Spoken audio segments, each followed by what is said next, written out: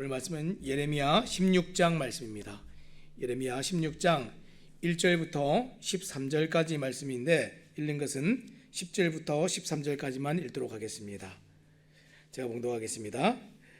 내가 이 모든 말로 백성에게 말할 때에 그들이 내게 묻기를 여호와께서 우리에게 이 모든 큰 재앙을 선포하심은 어찌 됨이며 우리의 죄악은 무엇이며 우리가 우리 하나님 여호와께 범한 죄는 무엇이냐 하거든 너는 그들에게 대답하기를 여호와께서 말씀하시되 너희 조상들이 나를 버리고 다른 신들을 따라서 그들을 섬기며 그들에게 절하고 나를 버려 내 율법을 지키지 아니하였음이라.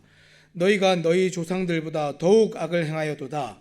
보라, 너희가 각기 악한 마음에 완악함을 따라 행하고 나에게 순종하지 아니하였으므로 내가 너희를 이 땅에서 쫓아내어 너희와 너희 조상들이 알지 못하던 땅에 이르게 할 것이라. 너희가 거기서 주야로 다른 신들을 섬기리니 이는 내가 너희에게 은혜를 베풀지 아니함이라 하셨다 하라. 아멘. 오늘 마지막 말씀이 은혜를 베풀지 아니하였다 하라 이렇게 말씀하셨습니다. 그래서 오늘 우리가 은혜가 상실된 시대라는 제목을 가지고 함께 말씀을 나누기 원합니다. 우리가 오늘 이 주변을 둘러보면 하나님의 말씀이 참 희귀한 시대다 이렇게 여겨집니다.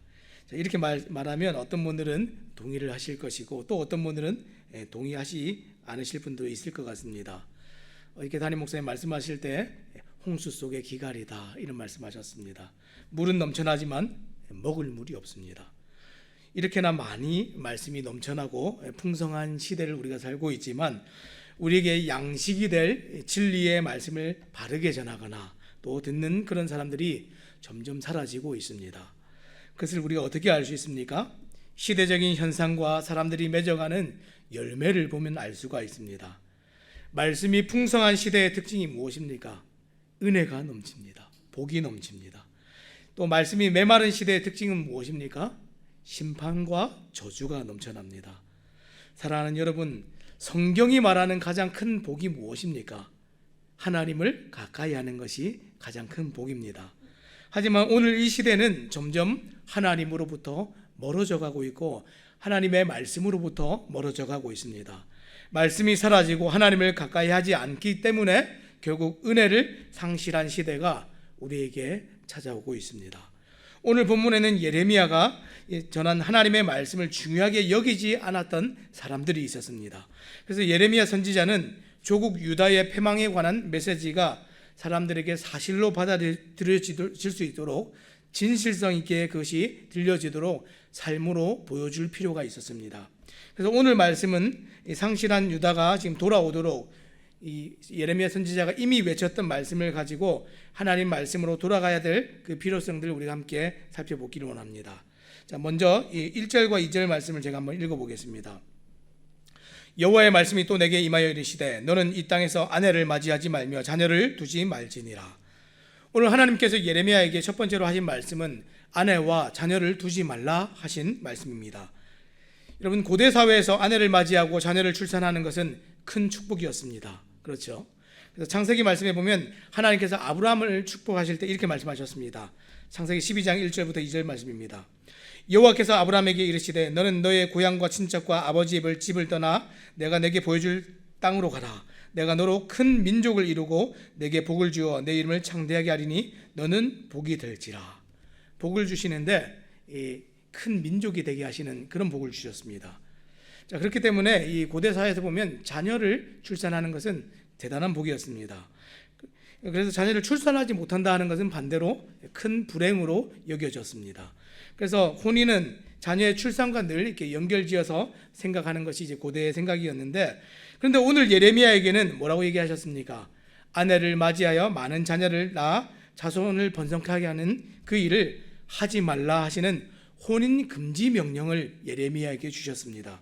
자, 이 명령은 단순히 예레미야 개인에게 대한 명령이 아니었습니다.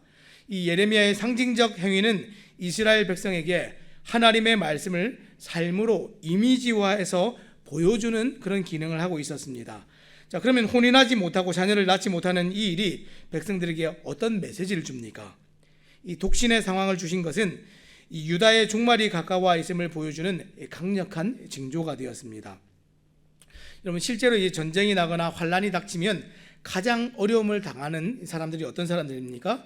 여자와 아이들입니다. 그래서 예수님께서도 마지막 때에 닥칠 환란을 묘사하시면서 이렇게 말씀하셨습니다. 누가복음 21장 20절에서 23절까지 말씀 제가 읽어보겠습니다. 너희가 예루살렘이 군대에게 에워싸이는 것을 보거든 그 멸망이 가까운 줄을 알라. 그때 유대에 있는 자들은 산으로 도망할 것이며 성내에 있는 자들은 나갈 것이며 촌에 있는 자들은 그리로 들어가지 말지어다. 이 날들은 기록된 모든 것을 이루는 징벌의 날이니라. 그날에는 아이 뵌 자들과 젖 먹이는 자들에게 화가 있으리니 이는 땅에 큰 환난과 이 백성에게 진노가 있겠음이로다. 환난이 닥쳤을 때 상대적으로 빨리 피할 수 없는 임신한 여인들이나 스스로 걸을 수 없는 이 갓난쟁이들은 피해를 고스란히 다 받을 수밖에 없습니다. 그래서 멸망의 때에는 결혼을 하고 자녀를 많이 낳는 일이 원래는 행복한 일이어야 되는데 더 큰 고통으로 바뀔 수가 있습니다. 그래서 3절과 4절은 환란을 앞두고 실제로 이미 유다 땅에서 자녀를 낳은 부모들에게는 이렇게 얘기했습니다. 자, 3절 4절입니다.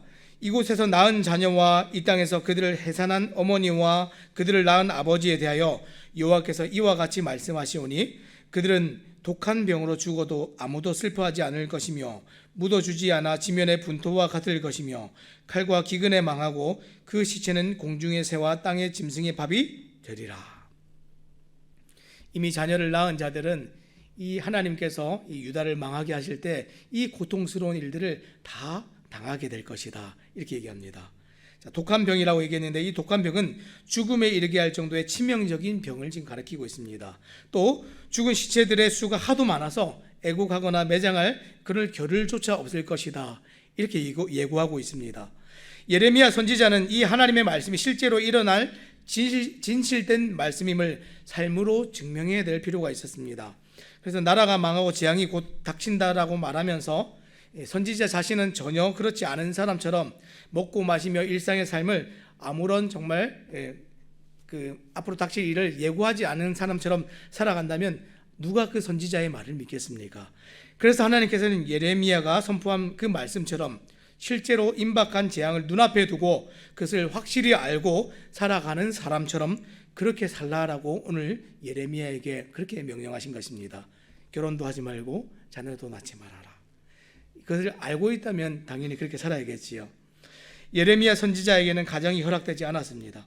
평생 아내와 자녀를 갖는 것을 허락하지 않으셨습니다. 왜냐하면 그의 가정 자체가 유다가 지금 이제 앞으로 당할 참상을 대변하기 때문에 그렇습니다. 심판의 때에는 이 땅에서 누리는 일상과 행복한 삶이 더 큰 슬픔으로 바뀔 수 있습니다. 기쁨을 잃어버리는 아픔이 더 크게 됩니다. 그래서 하나님이 없는 기쁨과 성취보다 차라리 하나님과 함께하는 공경이 더 나은 것입니다. 사랑하는 여러분, 종말의 때를 살아가는 성도인 우리들은 우리 주님의 재림과 심판의 날을 우리가 바라보고 생각하면서 우리가 오늘을 살고 있습니다. 그런데 혹 우리 중에 우리 주님 다시 오신다 하는 그 재림의 때와 심판의 날을 우리가 잊고 살아가시는 분 혹 우리 중에 계십니까? 사람들에게 죄에 관한 심판과 구원의 복음을 전하면서 영원한 주님의 나라가 아닌 이 땅에 소망을 두고 혹 그렇게 살아가는 분은 계시지 않습니까? 일상을 누리지 말라고 그렇게 말씀드린 것은 아니지만 우리가 사람들에게 전하고 믿는다고 말하는 것과 아무런 상관이 없이 살아간다면 누가 우리의 복음을 듣고 믿을 수 있겠습니까? 하나님의 진노와 심판 중에 구원받은 자로서 합당한 삶으로 살아가시고 또 그렇게 삶을 간증하시기 바랍니다. 그래야 사람들에게 우리 하나님의 말씀을 진실성 있게 전할 수 있는 사람들이 될 수가 있습니다. 자, 이제 예레미야에게 두 번째로 주신 명령은 무엇입니까? 두 번째로 주신 명령은 초상집과 잔치집에 들어가지 말라 하신 명령입니다. 5절 말씀을 제가 먼저 읽겠습니다. 여호와께서 이와 같이 말씀하시되 초상집에 들어가지 말라. 가서 통곡하지 말며 그들을 위하여 애곡하지 말라. 내가 이 백성에게서 나의 평강을 빼앗으며 인자와 사랑을 제함이라. 여호와의 말씀이니라.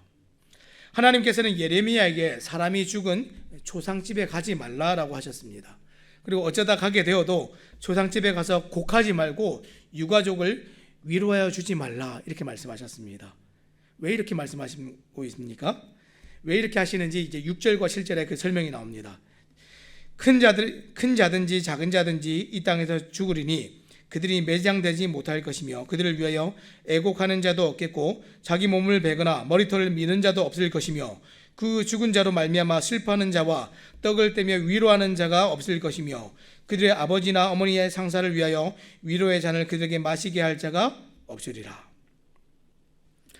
유다가 멸망할 때, 이 멸망을 당할 때 그 사람들이 너무 많이 죽어서 사람들의 경조사가 쓸모가 없게 되는 그런 때가 온다 하는 것을 초상집에 가지 말고 위로를 주지 말라 하는 말씀으로 지금 그렇게 보여주고 있습니다.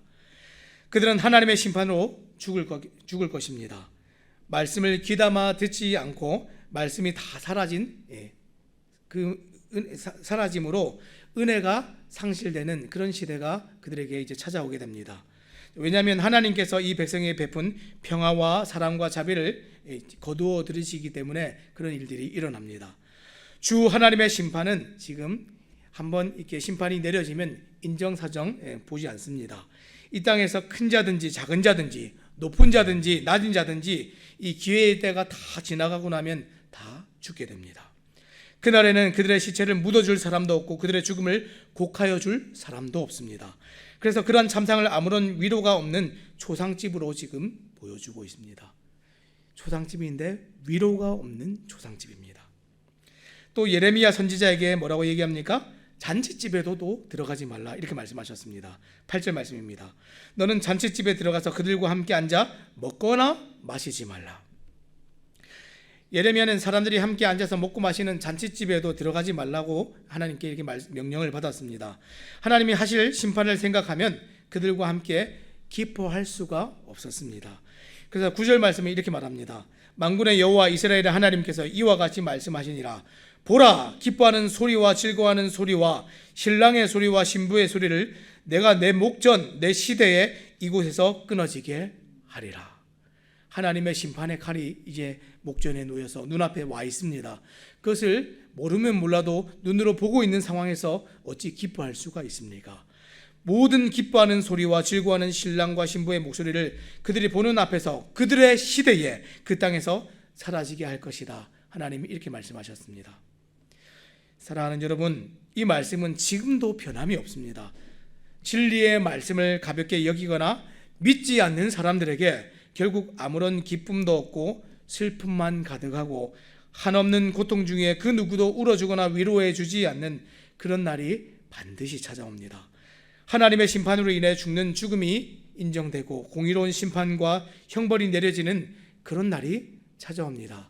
자신들의 죄 때문에 죽기 때문에 하나님의 공의로운 심판이고 자신들의 죄 때문에 죽기 때문에 아무도 그것을 위해서 울어주지 않는 그런 일이 반드시 일어납니다.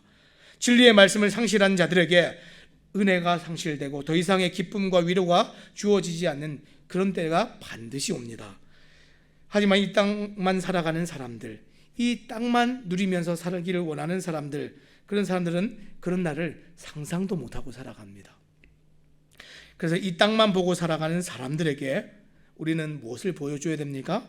심판주 되신 하나님과 그 심판의 날을 바라보고 살아가는 우리의 삶이 그들을 우리 주님께로 인도하는 통로가 되도록 우리는 오늘을 그렇게 살아가야 됩니다.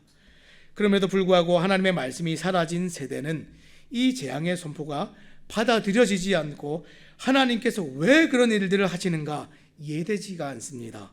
그때 이런 큰 재앙의 선포가 도무지 이해되지 않는 사람들이 뭐라고 말하겠습니까? 10절 말씀을 이렇게 얘기합니다. 내가 이 모든 말로 백성에게 말할 때 그들이 내게 묻기를 여호와께서 우리에게 이 모든 큰 재앙을 선포하시면 어찌 됨이며 우리의 죄악은 무엇이며 우리가 우리 하나님 여호와께 범한 죄는 무엇이냐 하거든. 예레미야 선지자가 이 백성에게 이 모든 심판을 너희가 망했다, 하나님께서 이제 심판을 하신다 이렇게 전할 때 사람들이 이해가 되지 않습니다. 우리는 정말 하나님 섬긴다고 잘 섬긴 것 같은데 우리가 왜 망합니까? 하나님께서 무엇 때문에 이토록 무서운 재앙을 우리에게 선포하신다는 말입니까? 이렇게 물을 거라는 겁니다. 그때 예레미야에게 하나님께서 뭐라고 얘기하십니까? 말씀을 듣지 않고 믿지 않는 사람들에게 답하도록 이렇게 말씀을 주십니다. 자, 11절 말씀입니다. 너는 그들에게 대답하기를 여호와께서 말씀하시되 너희 조상들이 나를 버리고 다른 신들을 따라서 그들을 섬기며 그들에게 절하고 나를 버려 내 율법을 지키지 아니하였습니다. 지금 첫 번째로 지금 하신 말씀은 유다의 조상들이 죄를 범하였기 때문이다, 이렇게 말씀하셨습니다. 조상들이 하나님을 버리고 다른 신들을 쫓아가서 그들을 섬기며 경배하였다. 그들의 조상은 하나님을 버리자 하나님의 율법도 다 버렸다, 이렇게 얘기했습니다. 자, 그들은 하나님을 사랑하지도 않고 이웃을 사랑하지도 않았습니다. 조상들이 하나님을 버린 결과는 정말 처참했습니다. 그 결과가 무엇입니까? 율법을 지키지 않고 하나님의 말씀을 다 무가치하게 버렸기 때문에 오늘 이 심판이 임하고 재앙이 온 것이다, 이 사람들에게 이렇게 얘기했습니다. 자, 그리고 더 중요한 것은 이제 두 번째인데, 이 둘째는 현재 유대 사람들이 그들 조상들보다 더 악한 일을 하고 있기 때문이다, 이렇게 얘기했습니다. 자, 12절과 13절 말씀 제가 읽겠습니다. 너희가 너희 조상들보다 더욱 악을 행하였도다. 보라, 너희가 각기 악한 마음의 완악함을 따라 행하고 나에게 순종하지 아니하였으므로 내가 너희를 이 땅에서 쫓아내어 너희와 너희 조상들이 알지 못하던 땅에 이르게 할 것이라. 너희가 거기서 주야로 다른 신들을 섬기리니 이는 내가 너희에게 은혜를 베풀지 아니함이리라 하셨다 하라. 우상을 숭배했던 그들의 조상들보다 더 악한 죄가 무엇입니까? 더 악한 죄는 회개하지 않는 죄입니다. 그들은 각자 자신의 악한 마음에 나오는 그 완고함과 고집대로 하나님의 말씀에 순종하지 않기를 절대적으로 선택했습니다. 그들의 고집을 회개하고 하나님의 명령을 따라 순종하지 않는 일, 그것이 조상들보다 더 악한 죄입니다. 그래서 하나님께서는 유다 사람들을 그 땅에서 쫓아내시고 그들이 알지 못하는 땅, 그들 조상도 알지 못하던 바벨론 땅에 그들을 포로로 가게 만드십니다. 그때 유다 사람들은 거기서 낮이나 밤이나 다른 신들을 섬기게 됩니다. 그들이 우상 숭배를 원하였으니까 마음껏 우상들을 섬기라고 그들을 그렇게 내보냈습니다. 말씀을 상실한 유다 사람들에게 하나님께서 다시는 그 긍휼을 베푸지 않겠다, 너희가 그 은혜를 잊고 누리지 못하게 될 것이다, 이렇게 말씀하시면서 그들을 그렇게 유다 땅에서 내보내시는 겁니다. 하나님은 회개하는 자에게는 반드시 은혜를 베푸시는 하나님이십니다. 하지만 회개치 않는 자들에게는 하나님이 은혜를 베풀지 않으시고 심판을 허락하십니다.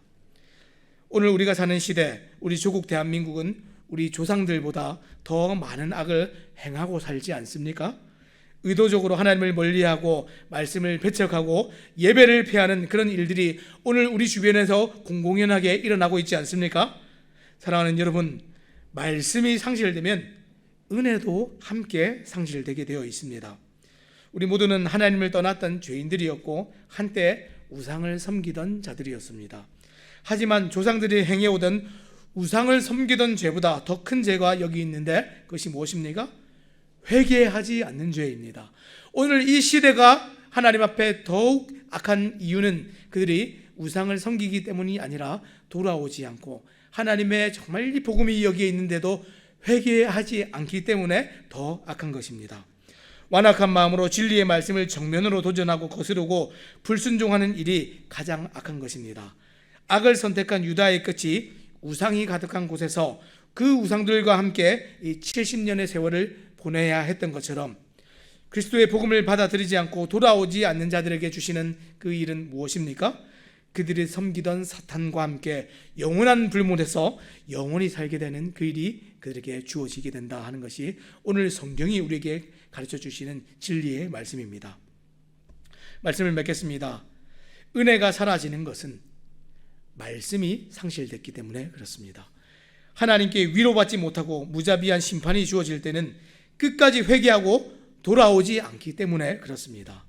오늘 이 대한민국 땅이 유다와 같이 그렇게 망하지 않고 우리 주변에 사랑하는 사람들이 하나님 주신 인생을 그렇게 망치고 버리지 않도록 예레미야와 같이 또 우리의 입술에서 하나님의 말씀이 계속해서 전하여지고 하나님을 경외하며 살아가는 우리의 경건한 삶으로 말미암아 많은 사람들을 옳은 대로 돌아오게 하여 말씀을 놓치지 않고 은혜하게 살게 하는 그런 복된 삶, 정말 우리가 그렇게 살아지도록 새삼신대교회 모든 성도님들이 그렇게 오늘 하루를 그렇게 살아가시도록 우리 주님의 이름으로 부탁드립니다.